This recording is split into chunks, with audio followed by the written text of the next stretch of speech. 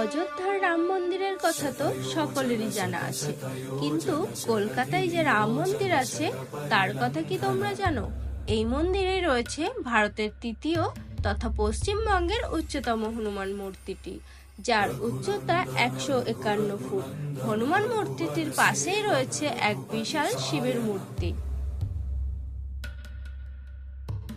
शतयोजन शतशतयोजन शरधिनियोजन शरपरिलङ्घनने। এই রাম মন্দিরের ভিতরে প্রবেশ করলে দেখতে পাবে কাচের সাজানো ঝাঁচকচকে রাম মন্দির, শ্যাম মন্দির, চিনমাতা মন্দির ও বালাজি মন্দির। আর এই সব মন্দিরের ভিতরে রয়েছে নানান বিগ্রহ।